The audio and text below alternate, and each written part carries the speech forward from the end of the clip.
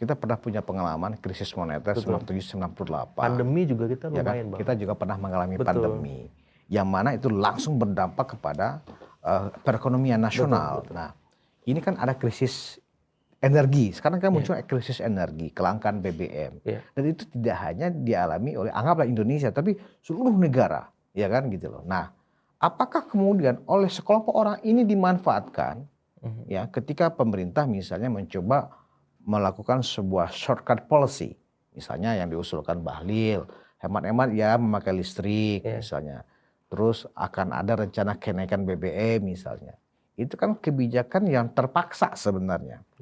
Kalau kemudian itu dilakukan dan itu adalah bagian dari cara kita bertahan sebagai sebuah bangsa, apakah bisa dikatakan atau dituduh ya itu adalah bentuk ketidakmampuan pemerintah dalam mengurus negara? Pak Jokowi pandemi kita lewat bahkan diapresiasi dunia karena berprestasi. Pak Prabowo harusnya bisa lebih baik gitu. Karena apa? Beliau didukung oleh elit dalam arti yang sesungguhnya di parlemen, publik juga semacam itu. Tinggal bagaimana mencari formula yang tepat sehingga masalah-masalah ekonomi kita yang diragukan oleh publik itu bisa teratasi.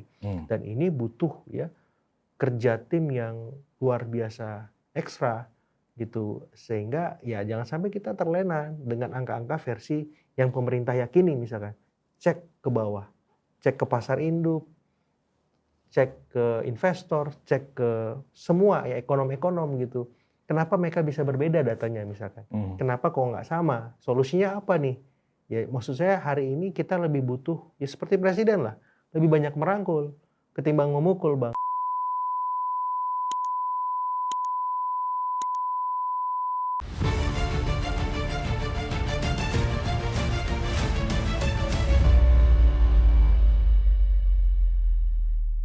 Hai penonton Ruang Konsensus Unpacking Indonesia dimanapun Anda berada. Assalamualaikum warahmatullahi wabarakatuh. Kembali saya Budi Smaurupil yang Anas Sulung Mulyono. Di awal pekan ini saya akan berbicara tentang bagaimana kita melihat situasi politik dalam negeri pasca Lebaran dan pasca masih berlangsungnya konflik di Timur Tengah ya yang masih berkecamuk, perang antara Amerika Serikat Israel ya versus Iran dan tanda kutip nih sekutunya. Tapi yang jelas hingga hari ini dampak dari perang di Timur Tengah itu menyebabkan krisis energi di seluruh dunia. Apakah Indonesia merasakannya? Tentu bakal kena juga karena salah satu sumber pasokannya itu kan ada tergantung dari lalu lintas kapal-kapal tanker di seluruh dunia di Selat Hormuz yang itu memang wilayah Iran. Nah, tapi akhir-akhir ini kita juga melihat sejumlah manuver-manuver politik yang dilakukan oleh para elit ya untuk mencoba membuat formulasi-formulasi baru walaupun masih cek ombak.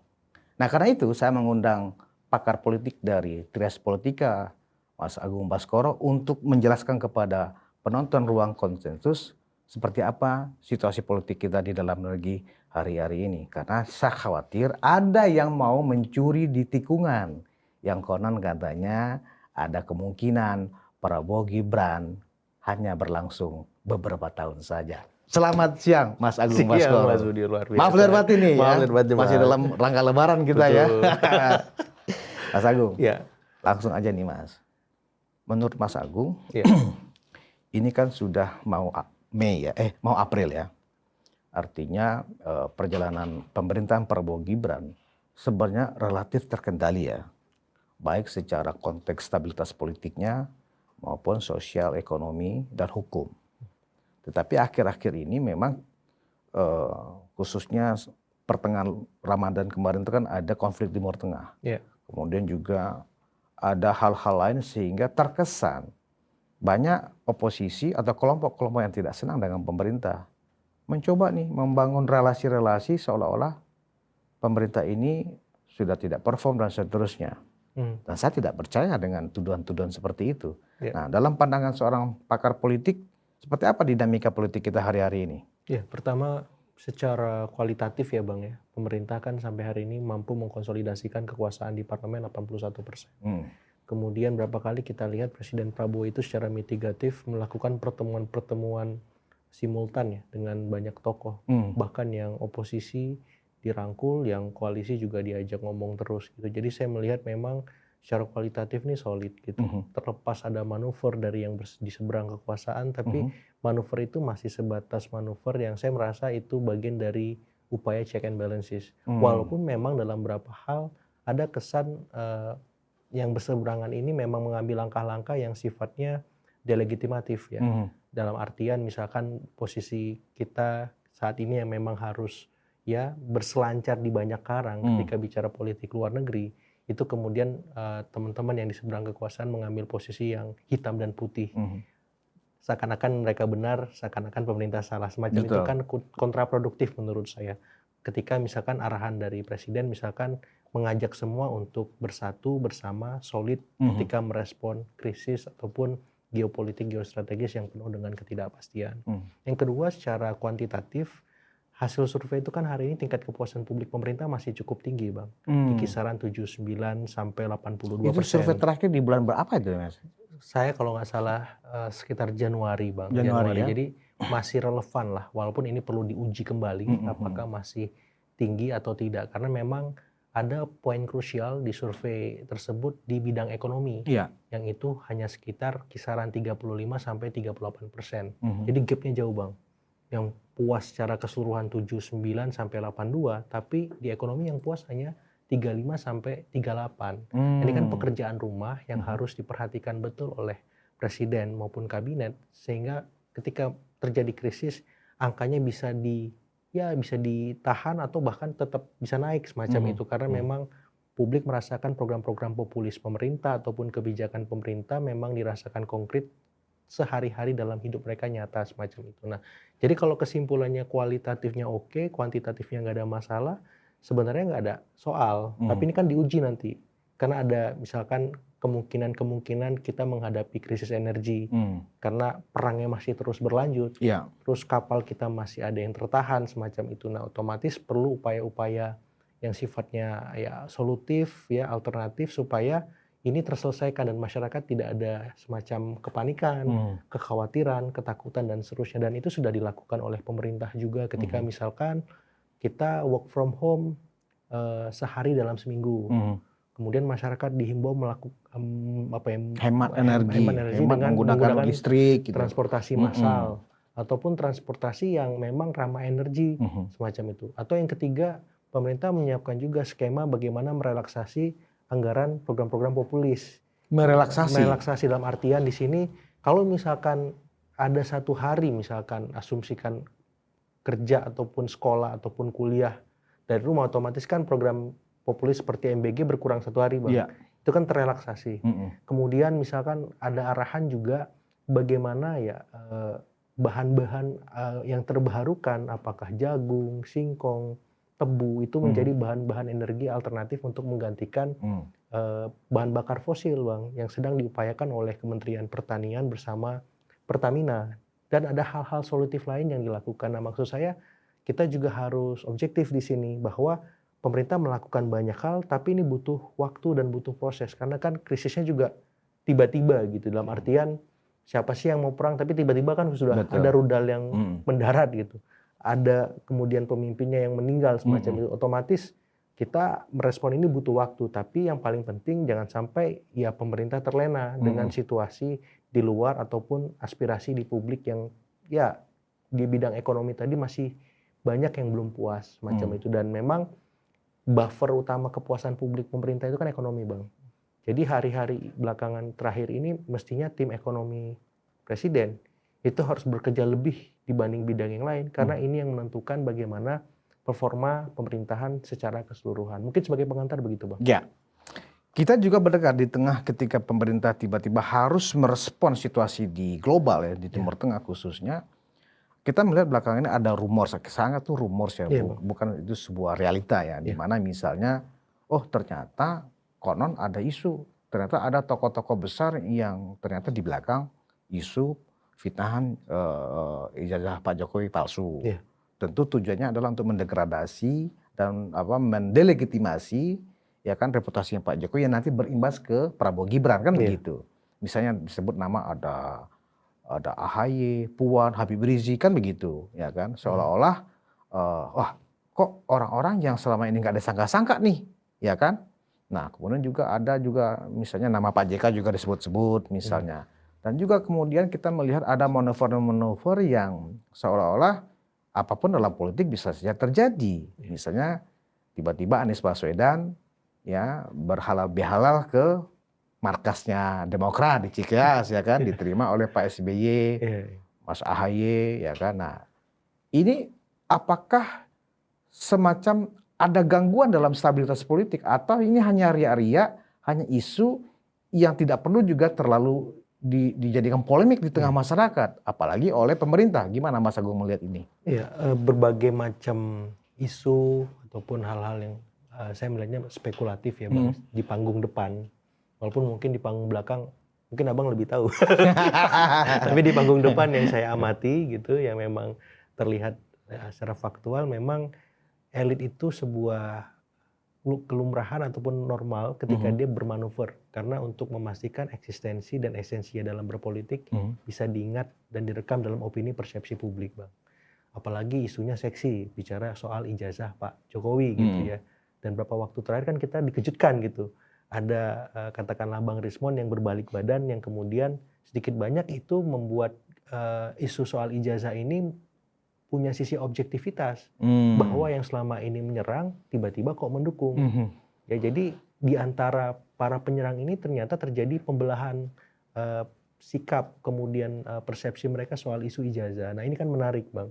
Sehingga memang wajar ketika isu ini berkelindan dengan politik, otomatis elit-elit di luar ya lingkar kekuasaan itu akan berupaya mencari celah momentum untuk terlibat walaupun sifatnya tidak langsung. Nah, yang kedua memang sukar untuk tidak diafirmasi bahwa memang isu terkait Solo, isu terkait Pak Jokowi dan keluarga itu masih menjadi sebuah perbincangan hangat di publik gitu, karena baik Pak Jokowi, keluarga Solo masih aktif, bahkan berada di pos-pos strategis kekuasaan Bang. Dan Pak Jokowi sendiri sampai hari ini kan juga atraktif, ya masih turun ke bawah. Kemarin Lebaran bagi-bagi THR saya lihat, halal bihalal masih antri ribuan. Kemudian juga sosmednya juga ya aktif gitu, banyak yang respon semacam itu. Nah Mas Gibran juga menurut saya lebih interaktif dan atraktif juga gitu, karena beliau masih muda sehingga bisa bergerak ke sana kemari menyambut siapapun, termasuk Bang Rismon kemarin dikasih parsel besar. Itu kan mengagetkan kita di bulan Ramadan. Wah, ini apa ini kan gitu. Jadi Pak Jokowi, keluarga Solo itu masih atraktif dan interaktif dengan lawannya, bahkan kawannya. Lawannya menjadi kawan, kawannya ya tetap kawan semacam itu. Walaupun memang mungkin ada pihak-pihak yang misalkan tidak bisa diakomodir dalam sikap keluarga Solo ataupun Pak Jokowi ketika Pak Jokowi memimpin 2 periode ataupun ketika Mas Gibran menjadi wapres semacam itu, karena memang ada beragam ekses ketika kita berkuasa dan tidak bisa memuaskan semua hal Bang. Nah saya kira ekses itulah yang hari ini mengemuka dan coba dilihat oleh mungkin lawan-lawan politik Pak Jokowi ya, keluarga Solo, bahwa ini momen mereka untuk dalam tanda petik Bang membalas. Tapi balasan yang dimaksud itu menurut saya kadang kok kurang elegan, kadang kok kurang tepat gitu, karena menyasar hal-hal yang menurut saya mungkin secara empirik lemah gitu Bang. Kalau saya kan fokusnya kenapa nggak kita bicara soal policy, legacy, yang itu basisnya jelas, yang itu memang sudah dikerjakan, pun kalau ada kekurangan ya sudah dikritisi. Tapi nggak selesai di sana. Ya solusinya apa? Kalau memang solusinya harus ke meja hijau, ya bertanding secara fair. Kalau solusinya kita berdialog, ya mari kita omongin baik-baik. Supaya apa? Publik bisa menangkap bahwa ini cara elit kita membangun titik temu, mencari solusi, bukan hanya bertengkar tanpa ujung Bang. Seperti itu. Tadi Mas Agung sudah menjelaskan bahwa memang basis dukungan politik pemerintah itu ada di parlemen. Betul. Ya kan? Tetapi sejumlah anggap kelompok ya, kelompok oposisi atau kita sebut saja juga bisa sebagai bagian dari civil society yang orangnya itu aja sih. Ya mereka selalu menjelma dalam berbagai bentuk organisasi. Ada yang menamakan Forum Purnaweran TNI lah, ada gerakan merebut kembali kedaulatan rakyat lah, macam-macam. Dan orangnya itu aja. Ya kan? Yang angle-nya adalah pokoknya menyatakan ketidakpuasan kepada kinerja pemerintah saat ini. Sehingga mungkin juga muncul riak-riak para buzzer, para influencer mereka mencoba mengembangkan isu untuk misalnya penggulingan pemerintah dan seterusnya.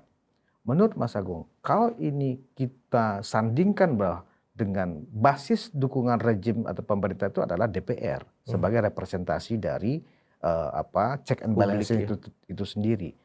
Dengan suara-suara seperti tadi itu, bagaimana kira-kira kita menjelaskan kepada masyarakat secara umum yang juga tidak paham bagaimana membaca situasi ini apakah ini hanya gangguan kecil yang tidak punya dasar legitimasi atau ini adalah bagian dari demokrasi? Artinya pemerintah ini adalah kuat dan sejauh ini masih didukung oleh partai-partai. Dalam demokrasi aspirasi sekecil apapun diakomodasi, Bang.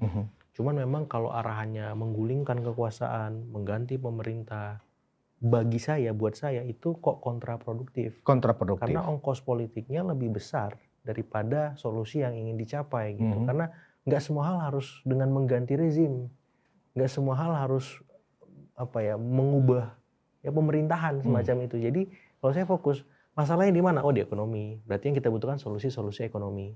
Ya sudah gitu. Jadi kalau misalkan fokusnya di ekonomi tapi kemudian lari ke politik mengganti dan seterusnya, nah menurut saya sudah keluar dari konteks demokrasi itu sendiri.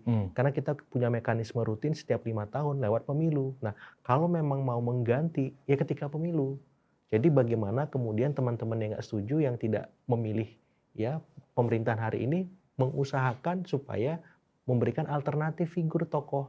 Kalau nggak apa-apa mulai dari sekarang dalam tanda petik berkampanye secara halus, Bang. Fair-fairan aja gitu. Tapi kalau misalkan itu diselimuti dengan sebuah hal-hal yang menurut saya idealis tapi sangat pragmatis, itu menjadi kurang sehat. Kalau ujungnya mengganti kekuasaan, mengganti rezim dan seterusnya, itu malah kok jadi ongkosnya lebih mahal, kok kita menghadapi masalah baru yang harusnya tidak perlu kita hadapi gitu. Jadi kalau saya lebih mendorong bagaimana teman-teman masyarakat sipil atas apapun namanya, benderanya, Bang, fokus di masalah apa, kemudian berikanlah solusinya. Apalagi kalau mereka punya pengalaman pernah memerintah, itu tanggung jawab moral mereka memberikan masukan kepada pemerintah lewat jalur apapun, terlepas didengar atau enggak itu urusan lain karena ya itu tanggung jawab masyarakat sipil kan, Bang, gitu semacam itu. Jadi kalau saya di level itu ya sudah, tapi kalau misalkan ini diarahkan mengganti pemerintahan, turun ke jalan tanpa ada akhir, kemudian dalam tanda petik mengganggu stabilitas nasional dengan membuat opini, disinformasi, hoax, fitnah dan seterusnya di sosial media, kok nggak gitu karena jadinya ya demokrasi kita nggak sehat. Jadinya kritik dan masukan itu menjadi nggak jelas ujungnya apa, dan ini kan bahaya. Kita jadi bertikai sesama anak bangsa, sementara di saat yang sama di luar lagi perang. Ini kan situasi yang tidak kondusif, Bang. Bahaya justru. Nah karena apa? Karena setiap celah kita tidak stabil, kita berantem, kita bertikai, itu masukan juga bagi pihak-pihak yang bermain atau menikmati situasi itu untuk memanfaatkan kondisi ataupun dalam tanda petik membuat bangsa ini kembali mundur bahkan jauh ke belakang semacam itu. Nah, suara-suara sekelompok kecil orang itu kan mereka selalu mengatasnamakan ini adalah udah suara Indonesia, suara mewakili masyarakat Indonesia, rakyat Indonesia gitu kan itu selalu yang kita dengar ya. Betul. Dalam ruang-ruang kanal yang mereka miliki, baik itu di YouTube, di sosial media lainnya, kan seperti itu. Menurut Mas Agung, benar nggak sih bahwa mereka ini mewakili representasinya itu adalah masyarakat Indonesia, anggaplah 180 juta yang memilih kan begitu. Bisa nggak sih itu dipakai sebagai sebuah barometer bahwa ini memang mereka ini adalah representasi dari masyarakat Indonesia? Iya, kalau asumsi kuantitatif tadi yang saya sampaikan ada sekitar 82% yang puas, 79 sampai 82, berarti kan kisaran mungkin 21 sampai asumsikan 24% nggak puas, Bang.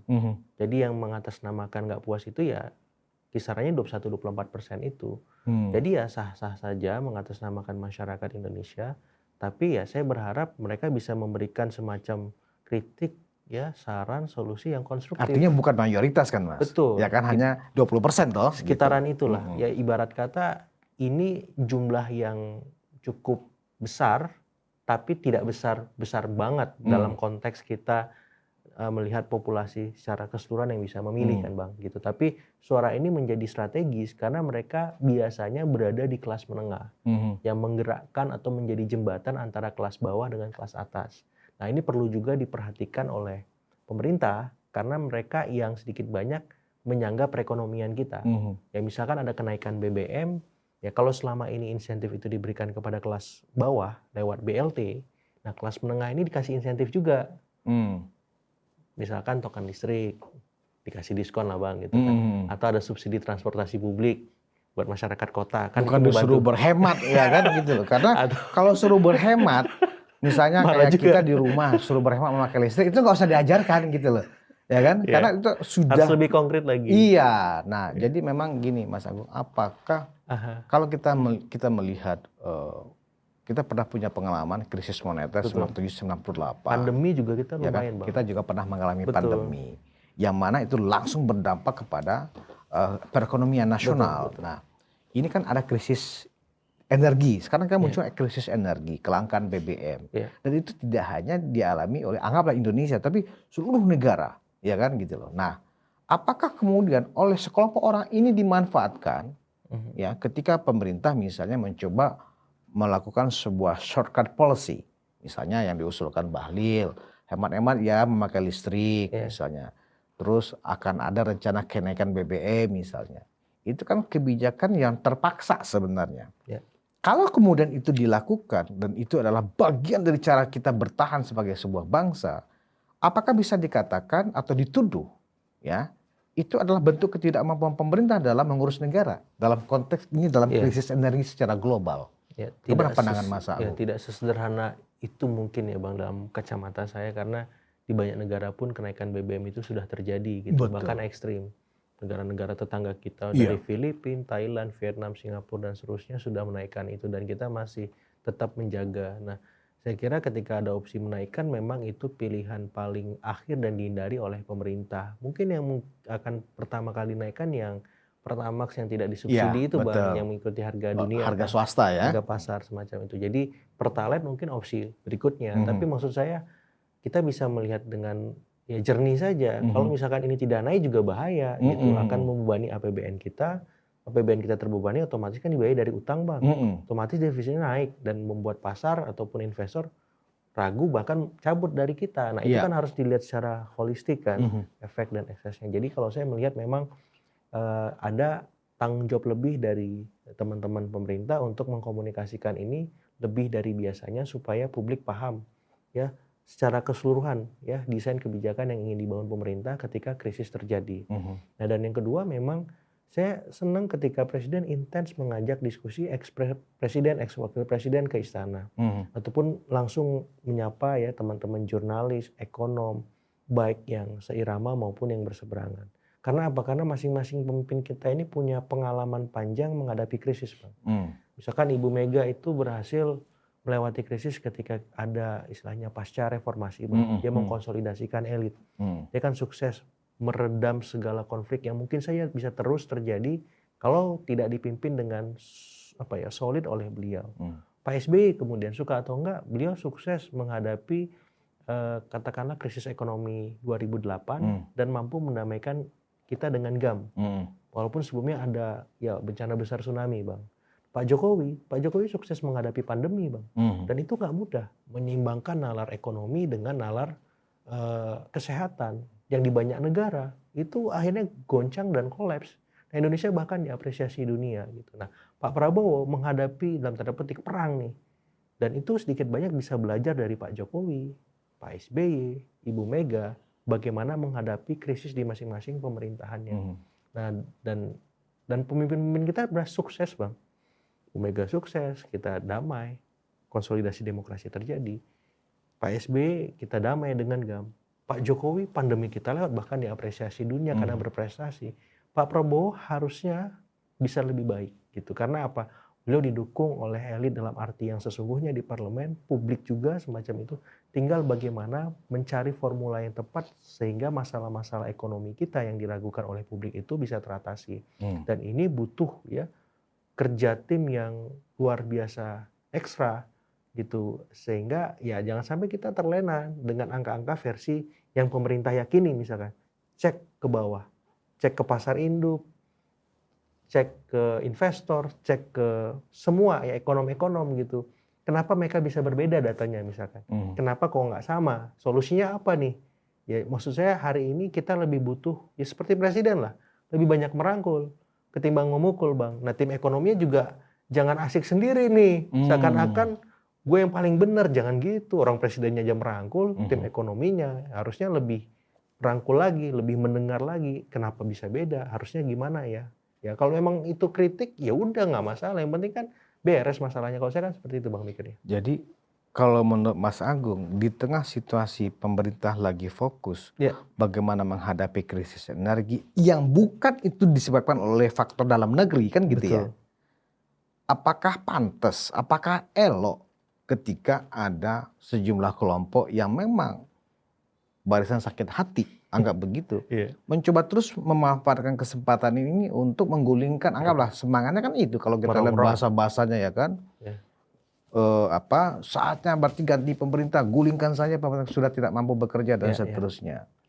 Artinya kalau itu terjadi di tengah situasi kita menghadapi tekanan global seperti ini, menurut Mas Agung itu adalah gerakan-gerakan politik yang harusnya dilawan oleh rakyat atau seperti apa? Ya rakyat akan antipati sih bang. Rakyat akan antipati jika ada gerakan-gerakan seperti itu. Kita butuh kebersamaan, kita butuh persatuan nasional untuk menghadapi krisis ini. Ya krisis energi, whatever itu, apakah dampak perang dan seterusnya, kita perlu kebersamaan. Tapi kalau misalkan ada pihak-pihak yang memanfaatkan ini untuk dalam tanda petik merongrong pemerintahan, bahkan sampai menggulingkan, ya harus dilawan bang. Harus dilawan. Ya karena kita butuh stabilitas kan. Gak mungkin kita bisa eksis, bisa survive kalau nggak stabil politik kita, ekonomi kita, pemerintahan kita gitu. Nah, karena apa? Harganya mahal sekali. Kalau kita bertikai, kalau kita gontok-gontokan gitu. Pun kalau mau memberikan kritik nggak ada masalah. Tapi yang konstruktif, tapi yang solutif. Pun kalau kritik tanpa solusi nggak ada masalah gitu. Yeah. Tapi jangan sampai kemudian ini dijadikan ya bahan bakar untuk menyebar ya hoax, fitnah, disinformasi dan seterusnya. Seakan-akan maaf nih bang, pemerintah nggak ngapa-ngapain, pemerintah salah terus, pemerintah kok nggak ada solusinya. Jangan begitu dong gitu. Maksud saya kalau pemerintah berhasil, pemerintah punya solusi, apresiasi. Kalau pemerintah belum berhasil, dikritik. Objektif saja. Kalau memang lebih banyak kritik nggak apa-apa, tapi jangan lupa kita apresiasi. Karena apa? Karena itulah yang membuat demokrasi kita sehat. Kritik, apresiasi itu satu paket. Kalau dikritik terus kapan kerjanya? Kapan Karena bisa beres? ada yang mencoba mengkait-kaitkan tentu Iya, Bang. semuanya berdasarkan informasi yang sifatnya terbatas. Iya, Bang. Dulu kita ingat bahwa yang diduga juga sebagai aktor luarnya dalam proses reformasi 98 itu adalah bagaimana George Soros ya mengganggu kinerja mata uang kita sehingga melemah yang cukup sangat signifikan terhadap dolar kan gitu. Nah, hari ini ternyata ada juga keterlibatan George Soros ya yang ikut mendanai sejumlah kelompok-kelompok ini ya untuk membangun narasi-narasi ya seolah-olah pemerintahan ini sudah gagal dan seterusnya. Nah, tiba-tiba ya ini bersamaan dengan datangnya krisis energi secara global. Nah, saya juga harus mengingatkan kepada seluruh elemen bangsa bahwa manakala itu memang terjadi, saya sepakat dengan saran Mas Agung, itu harus kita lawan gitu loh. Bahwa memang George Soros juga ada di belakang sini ya kan, pemerintah harus tegas manakala memang data-data intelijen dari pemerintah menunjukkan ke arah itu, harus ditangkap, kalau perlu harus ditangkap gitu loh. Ya kan, baik orang-orang yang ditenggarai menjadi kaki tangannya George Soros untuk mencoba mengadu anak bangsa di tengah kita harus bersatu seperti yang Mas Agung sampaikan tadi. Iya, kiprah George Soros ini lama ya bang, pemain gitu. Iya. Jadi memang sukar untuk kita memisahkan ya nalar ekonomi beliau dengan situasi politik yang sering mengemuka di tanah air gitu. Nah saya memang dalam konteks ini melihat bahwa kalau misal teman-teman yang dalam tanda petik menerima pendanaan yang diberikan oleh beliau sih nggak ada soal kalau saya bang, silahkan. Tapi kalau itu akhirnya digunakan untuk membuat opini, ya persepsi publik menjadi tidak objektif lagi terhadap kinerja pemerintah. Nah ini harus dikritisi juga. Maksud saya kalau teman-teman LSM, NGO yang menerima misalkan mengkritik pemerintah kan biasa mereka Bang. Tapi mereka juga harus siap menerima kritik dong. Gitu. Apakah memang gerakan yang mereka lakukan itu benar-benar memang sudah mencerminkan realitas yang sesungguhnya gitu.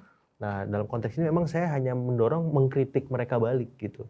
Supaya ada forum terbuka yang lebih clear and clean gitu bahwa ini semua bisa dipertanggungjawabkan gitu. Misalkan ya mereka bicara pendidikan politik, pendidikan publik, itu yang seperti apa sih gitu. Apakah misalkan rilis survei yang mereka buat itu sudah tepat misalkan. Apakah yang kedua misalkan data-data yang mereka beberkan itu sudah kontekstual. Nah kalau memang iya, ya pemerintah juga harus siap beradu data Bang. Maksud saya supaya demokrasi kita sehat saja. Kalau saya kan arahannya ke sana. Jadi kalau memang mereka punya data, pemerintah punya data, kita buat forum nih. Misalkan di sini dibedahkan asik juga tuh.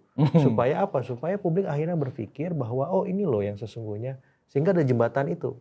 Sehingga tidak ada sakwa sangka bahwa ini sebatas propaganda, ini sebatas fitnah ataupun disinformasi seperti itu. Dan pemerintah juga bisa mempertanggungjawabkan apa yang mereka punya. Nah, hal-hal semacam ini kan selama ini memang belum terjadi kalau saya lihat Bang.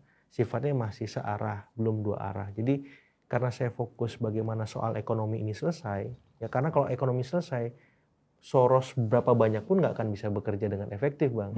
Gitu. Dan teman-teman yang menerima itu pun akan objektif harusnya gitu. Karena kita butuh duduk bersama sekarang ketimbang terus berdebat kan Bang. Terus ya mencari kelemahan kekurangan masing-masing. Pasti ada kekurangan itu.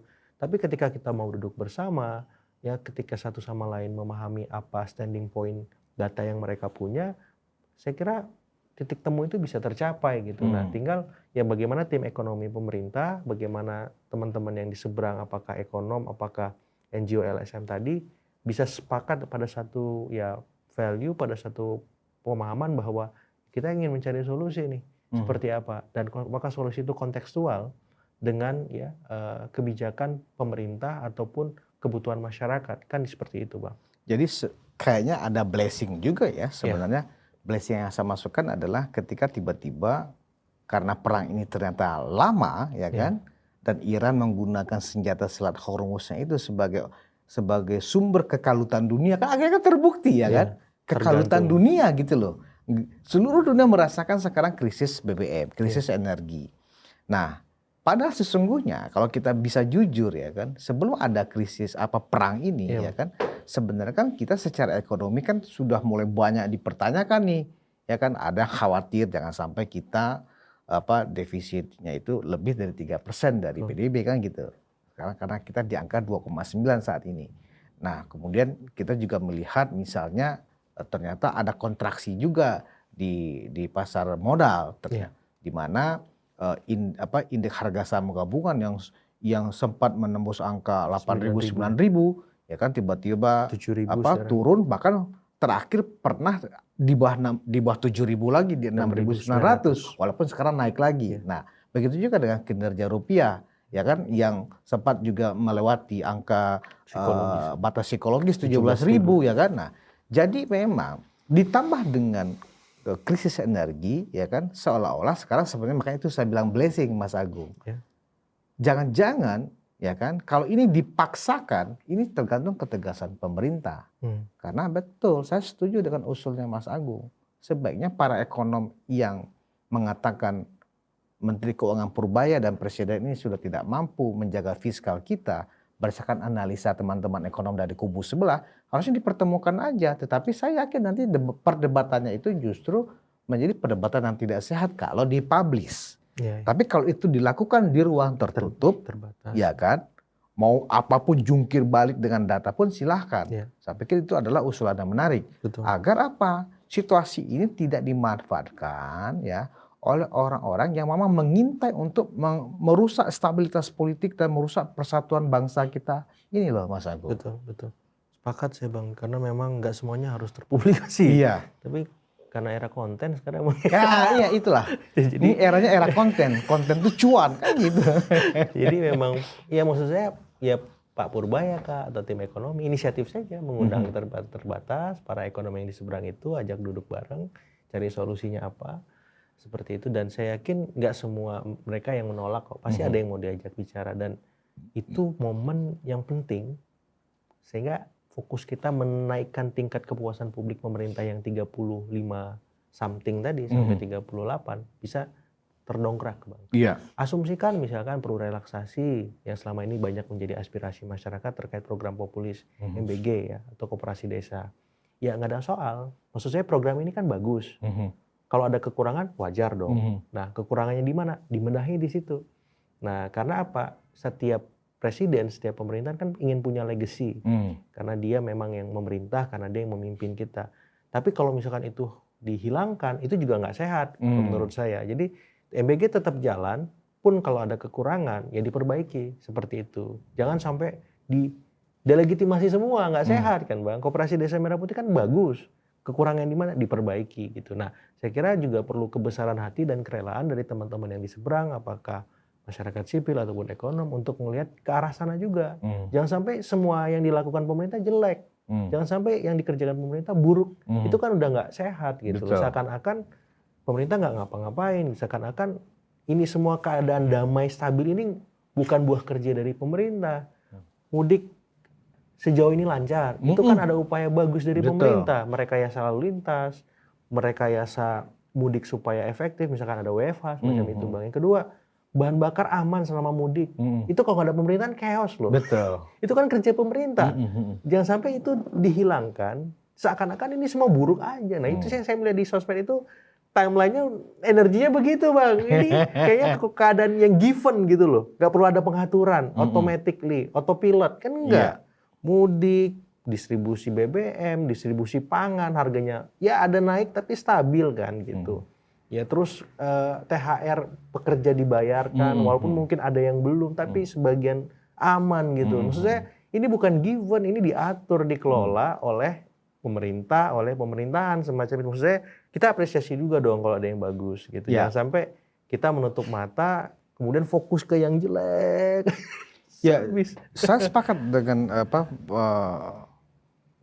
istilah review Mas Agung. Memang sejauh ini presiden dan wakil presiden sanggup lah ya mengatur ritmenya.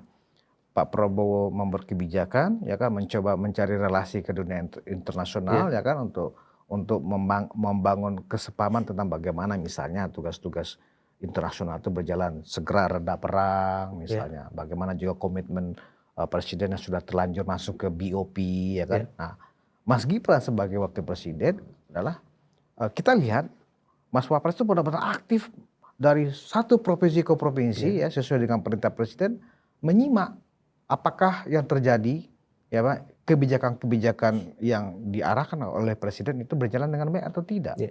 Saya tidak pernah melihat wakil presiden sebelumnya, periode sebelumnya, sekeras ini kerjanya dibanding wakil presiden Gibran.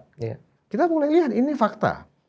Pernah nggak kita di era misalnya Pak Jokowi, wapresnya kan beda ya, dari wapresnya Pak JK dan wapresnya Kiai Ma'ruf, atau di era Pak SBY, wapresnya JK dan wapresnya Pak Budiono, ada nggak yang sekeras ini bekerjanya seperti yang dilakukan oleh Mas Gibran? Ya mungkin Pak Prabowo merasa anak muda, full energi, ya kan? Nah, Pak Prabowo mempercayakan kepada Mas Wapres, ya kan, untuk selalu memantau, ya kan, dari setiap provinsi ke provinsi, ya kan. Artinya apa? Di situ kita melihat ada sebuah dinamika yang sangat baik, sangat kokoh. Relasi kuasa antara presiden dan wakil presiden sangat solid. Dan saya pikir itu adalah modal dasar dari pemerintah ini gitu loh, untuk menjaga pencapaian program-program pembangunan. Untuk Mas Agung seperti itu nggak? Ya, Pak Prabowo ini kan bisa jadi paling intens keluar negeri, Bang, dibanding bahkan hampir melebihi 10 tahunnya Pak Jokowi. Betul. Bekerja loh. Dua periode Pak Jokowi itu kunjungan luar negeri dikalahkan sama Pak Prabowo 1,5 tahun pemerintahannya. Nah, karena Pak Prabowo sering keluar untuk memastikan geopolitik geostrategis tidak memberikan akses kepada kita di domestik, peran Wapres kan signifikan. Akhirnya, menjaga stabilitas, menjaga performa pemerintahan, apalagi misalkan masih ada tugas kita di Aceh dan Sumatera ya Bang, Sumatera Utara, Sumatera Barat terkait bencana. ada tugas lagi soal misalkan bagaimana ya mengelola ya kemungkinan krisis energi terjadi, atau sebelumnya misalkan ketika presiden banyak memastikan ya kita mendapat insentif dari hubungan luar negeri yang positif yang beliau langsung pimpin, ya Mas Wapres ini kan memastikan bahwa eksekusi pasca pertemuan-pertemuan bilateral terjadi, multilateral tercapai, eksekusinya di lapangan kan tidak ada ekses, Bang. Nah, saya kira harmoni peran itu yang memang seringkali tidak terlihat objektif oleh ya sebagian yang mengkritisi gitu, Bang. Ya karena tidak mungkin, lagi dan lagi saya ingin mengatakan ini bukan situasi suasana yang given gitu loh. Dengan sendirinya tercapai, stabil, sudah. Ini pasti ada yang bekerja, baik di depan maupun di belakang panggung. Yang itu ya sedikit banyak kontribusi peran seorang wakil presiden nyata gitu. Dan dalam beberapa hal kan yang mengkritisi sering meragukan, Bang, peran Wapres ketika presiden melakukan kunjungan-kunjungan luar negeri. Tapi sampai hari ini kan sebenarnya kita baik-baik saja, alhamdulillah gitu. Nah, kita harus apresiasi dong. Nah, saya belum mendengar nih yang mengapresiasi kondisi stabil, performa pemerintah yang bagus. Ketika presiden melakukan kunjungan luar negeri dalam waktu yang lama misalkan, ya kita apresiasi duka dong. Nah, maksud saya yang mengkritisi ini nggak melakukan itu sayangnya, gitu, bahwa ya ini semua given aja nih, lo tinggal menikmati, kan nggak gitu konsepnya kalau kita mau berpikir objektif dan adil kan, Bang, seperti itu. Karena kalau terkait dengan apa yang dilakukan oleh Mas Wapres, kalau kita berharap dari selama ini, kalau kan istilahnya Mas Agung kan masih menganggap mengkritisi wakil presiden. Kalau bagi saya sih sepertinya mereka tuh bukan mengkritisi, memang ada kebencian, ada ketidaksukaan gitu loh. Beberapa gitu ya. Iya kan, jadi saya pikir salah semua pokoknya. Saya pikir begini, tentang misalnya bahkan ada seorang profesor peneliti BRIN ya kan, sudah sangat senior, yang keliru juga menilai fungsi, tugas dan kewenangan seorang wakil presiden kan gitu loh. Yang saya pahami dan saya sudah terkonfirmasi langsung dari Mas Wapres adalah bahwa mungkin orang menduga selama ini begini, Mas Agung, dan ini keliru sebenarnya, berulang kali saya juga sudah sering sampaikan. Wakil presiden itu secara konstitusi itu tidak punya kewenangan apapun kecuali atas perintah presiden. Dan saya mendengar langsung. Tahu nggak Pak Budi, kata Mas Wapres, setiap penugasan saya dari provinsi ke provinsi di daerah itu juga dan juknya jelas dari Pak Presiden gitu. Nggak ada yang saya jalan sendiri, semuanya itu atas perintah presiden. Nah, oleh para pembenci yang oleh Mas Agung bahasanya adalah pengkritik ya, anggap begitu. Itu dianggap seolah-olah Mas Wapres itu apa sih kerjanya, kunjungan-kunjungan nggak jelas seperti itu. Padahal kan tidak seperti itu. Nah, jadi memang dimensinya kalau melihat tentang Mas Wapres, kita harus bisa membedakan, wah ini dari siapa yang mengkritik. Kalau dari orang yang memang objektif, ya inilah terlihat pembagian kekuasaan. Ada kerjasama yang apik antara Pak Prabowo dengan Mas Gibran gitu loh.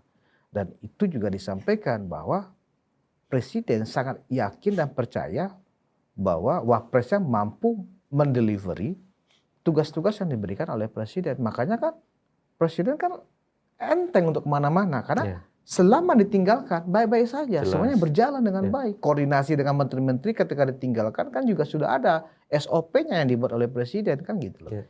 Jadi saya pikir rasa persatuan kita memang harus dijaga. Nah, Mas Agung, ini kita sudah hampir 1 jam, ya kan? Sebagai closing statement, ya kan? Bagaimana sebaiknya dan agar di tengah krisis energi ini, apapun dinamika pencapaian-pencapaian program pemerintah, tentu itu menjadi tugas bersama kita, ya kan? Tapi secara makro, saya sudah mendengar penjelasan Mas Agung. Tidak ada yang kita ragukan tentang stabilitas politik kita, baik-baik saja, semuanya dalam kendali, bahwa ada yang mencoba-coba itu biasa, tetapi tetap dalam kontrol pemerintah, tanpa harus menginjak-injak apa yang disebut dengan demokrasi, yang menjadi semangat kita bersama. Kira-kira begitu, Mas Agung ya? Ya, sepakat. Dan harapannya ini bisa dipahami oleh teman-teman yang di seberang. Saya berharap ya objektivitas kritik dan saran ataupun apapun lah yang dilakukan berdasarkan ya arahan yang jelas ya Bang, dalam artian ada datanya, ada faktanya, dan siap juga dikritik balik, siap juga diajak diskusi oleh pemerintah, dan pemerintah juga siap berdiskusi dengan mereka semacam itu. Kalau dua pihak ini, khususnya tim ekonomi ya Bang, karena ini yang menjadi concern saya, walaupun saya orang politik, saya melihat ekonomi ini bisa menjadi masalah besar kalau tidak teratasi, terselesaikan dengan baik.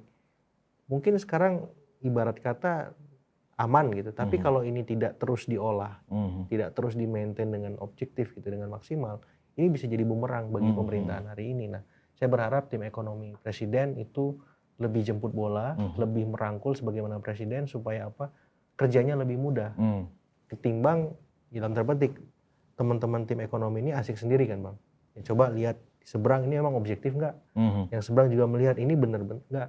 Jadi kalau ada komunikasi dua arah antara tim ekonomi dengan ekonom ataupun masyarakat sipil ataupun NGO yang selama ini mengkritik terus ya program-program pemerintah, saya kira itu sebuah kebaikan besar yang bisa dimiliki oleh masyarakat sehingga hidup mereka lebih baik Bang, seperti itu. Baik. Terima kasih Mas Agung atas diskusinya. Penonton Ruang Konsensus, Direktur Eksekutif Tres Politika Agung Baskoro, dan saya mencoba membuat sebuah anggaplah benang merahnya. Kita harus waspada memang karena kita pernah punya pengalaman pada saat peristiwa krisis ekonomi, krisis moneter yang kemudian menumbangkan rezim Orde Baru. Itu memang berawal dari secara moral waktu itu masyarakat kita dihantui oleh KKN ya, yang sangat disorot pada saat itu, ditambah dengan terjadinya krisis moneter di kawasan Asia dan dunia pada saat itu. Nah, akhirnya tumbanglah rezim Orde Baru dengan segala resiko yang sudah kita rasakan, munculnya reformasi. Nah, kita juga ingin mengingatkan pemerintah bahwa indikator makroekonomi memang harus dijaga karena itu adalah pintu masuk untuk para aktivis, kelompok masyarakat yang tidak senang dengan pemerintah, pintu masuk untuk mereka cawe-cawe sampai yang ekstrimnya menggulingkan pemerintah. Karena itu sebagai bagian dari kita menjaga Prabowo Gibran sampai 2029, pemerintah memang harus lebih mencermati data-data makroekonomi ya, dari rupiah, dari indeks harga saham gabungan, dari inflasi, dari defisit anggaran, dan bagaimana fiskal dikelola dengan baik. Jangan sampai lengah karena ini adalah pintu masuk. Ya, kira-kira demikian, stabilitas politik terjaga bisa dikendalikan oleh pemerintah manakala secara ekonomi pemerintah tetap perform.